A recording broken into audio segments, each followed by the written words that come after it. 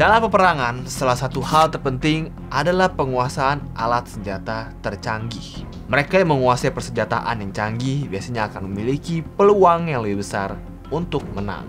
Jangan lupa untuk subscribe channel Libertalia karena kita akan terus membahas topik-topik menarik dan upload setiap minggunya. Kita ambil contoh, Amerika Serikat yang memenangkan Perang Dunia Kedua karena menguasai senjata paling canggih pada waktu itu, yang tidak dikuasai oleh negara lain, yakni senjata nuklir. Ketika Hiroshima dan Nagasaki dibom, ketika itu juga Jepang menyatakan diri kalah. Kini kita akan membahas alat persenjataan yang diperdebatkan keberadaannya. Satu hal yang pasti adalah senjata ini menimbulkan daya rusak yang besar dan dapat memakan banyak korban jiwa. Kejadian paling merusak di muka bumi sebenarnya adalah natural disaster atau bencana alam. Tsunami, gempa bumi, gunung meletus adalah deretan bencana alam yang sangat merusak dan memakan banyak korban jiwa. Ketika terjadi bencana alam, tidak ada yang bisa menghentikannya. Tidak ada alat yang bisa mengcounter bencana alam yang besar jika terjadi. Misalnya bagaimana cara mengcounter tsunami atau gunung meletus. Itulah yang menyebabkan natural disaster sangat menyeramkan. Menariknya adalah bagaimana jika bencana alam dapat direkayasa atau dibuat oleh manusia sebagai alat persenjataan. Pastinya sangat mengerikan. Rekayasa alam sebagai alat untuk perang bukannya tidak pernah terjadi. Amerika Serikat pernah menggunakan weather warfare dalam Perang Vietnam. Dalam operasi Popeye, militer Amerika Serikat merekayasa awan di Vietnam untuk meningkatkan curah hujan sekitar 30% selama tahun 1967 dan 1968. Amerika Serikat meningkatkan curah hujan untuk membanjiri lorong-lorong bawah tanah yang dibuat oleh pasukan Vietnam sehingga tentara Amerika Serikat tidak perlu terlalu banyak melakukan infiltrasi bawah tanah yang sangat menyulitkan.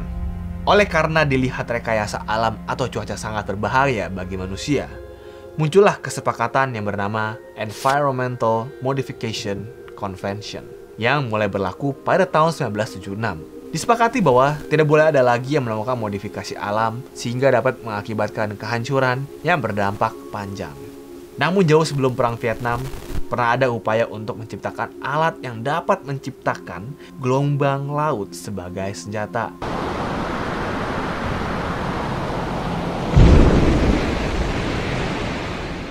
Namanya Tsunami Bomb. Tsunami Bomb diciptakan dalam rangka memenangkan Perang Dunia Kedua. Proyek ini dimulai ketika perwira Angkatan Laut AS E.A. Gibson terinspirasi dengan metode menciptakan gelombang kecil dan ledakan yang digunakan untuk membersihkan terumbu karang di laut. Ide tersebut kemudian dikembangkan oleh militer Amerika Serikat dan Selandia Baru dengan nama Project SEAL. Secara konsep, Tsunami Bomb sangat realistik untuk diciptakan, tetapi dalam sejarah, senjata tersebut dikatakan tidak pernah dikembangkan dan digunakan. Dikatakan realistis karena ada senjata yang konsepnya mirip, yakni The Bouncing Bomb. Senjata tersebut dikembangkan dan digunakan pada Perang Dunia Kedua. Metodenya adalah bom tersebut dijatuhkan dari atas pesawat ke air, lalu bom tersebut akan memantul-mantul, lalu akan meledak di target sasaran. Waktu itu The Bouncing Bomb digunakan untuk menghancurkan bendungan Jerman sehingga mengakibatkan banjir yang meluas. Bouncing Bomb adalah bom seberat 5 ton yang dikembangkan dalam rangka Perang Dunia Kedua. Seperti bom tsunami, Bouncing Bomb dirancang untuk meledak di air. Sasarannya adalah bendungan besar yang dimiliki Nazi Jerman, yang dianggap tak tersentuh oleh senjata biasa. Namun jika dihancurkan, akan menyebabkan kerusakan besar pada Jerman. Bouncing Bomb memiliki fitur backspin yang membuat bom itu melompat-lompat di permukaan air untuk menghindari jaring torpedo yang melindungi bendungan. Kembali lagi ke Tsunami Bomb, riset Tsunami Bomb dilakukan oleh Profesor Thomas Leach dari Universitas Auckland. Eksperimen dilakukan di pantai Wangaparaoa di Auckland, New Zealand pada tahun 1944 sampai 1945. Menteri Pertahanan Inggris dan AS sangat senang dengan senjata baru ini karena dianggap sama matikannya dengan bom atom. Hal itu diperkirakan karena jika tsunami bom dapat diciptakan, maka bisa menyebabkan kerusakan besar-besaran pada kota-kota yang ada di pesisir pantai. 3.700 uji ledakan sudah dilakukan dalam waktu 7 bulan. Akan tetapi, tercatat dalam sejarah, senjata itu hanya diuji menggunakan ledakan kecil dan tidak pernah dalam skala penuh. Walaupun tim sudah menyimpulkan dengan bahan peledak berkekuatan 2 juta kilogram akan menciptakan gelombang laut sejauh 8 km dari garis pantai Dokumen Project SEAL kemudian dirilis ke publik oleh Kementerian Luar Negeri dan Perdagangan Amerika Serikat pada tahun 1999 dan arsipnya tersedia di Scripps Institution of Oceanography Archives di San Diego, California. Akan tetapi ada dokumen yang tidak dibuka hingga sekarang oleh tim riset di New Zealand.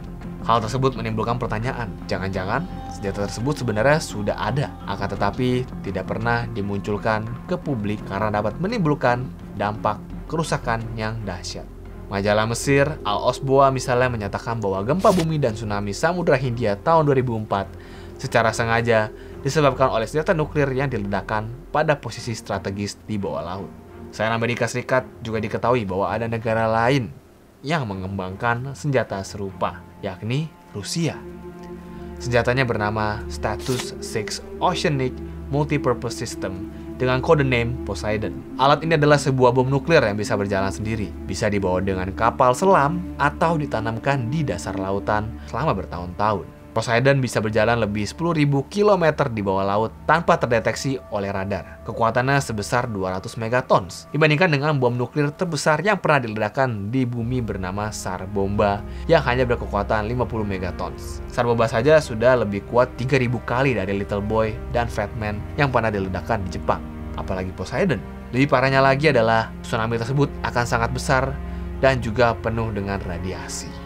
Terdapat beberapa teori yang mengatakan bahwa sebenarnya sekarang sudah ada alat-alat canggih yang bisa merekayasa cuaca untuk kepentingan persenjataan.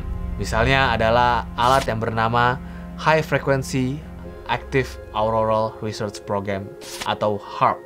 HAARP dimiliki oleh Amerika Serikat. Fungsinya adalah untuk menganalisis lapisan bumi yang bernama ionosfer. Alat ini memakan biaya yang cukup besar, yakni $250 juta.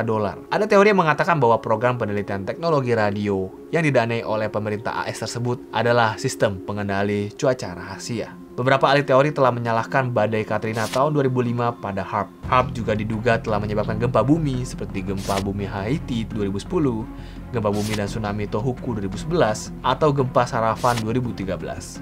Inilah yang menyebabkan Perang Dunia Ketiga sangat dihindari. Oleh karena persenjataan yang sudah tercipta sekarang sudah sangat mematikan dan canggih. Sehingga jika terjadi Perang Dunia Ketiga, sudah pasti nasib umat manusia sudah tamat. Perdamaian harus terus dijaga sehingga tidak ada korban yang berjatuhan.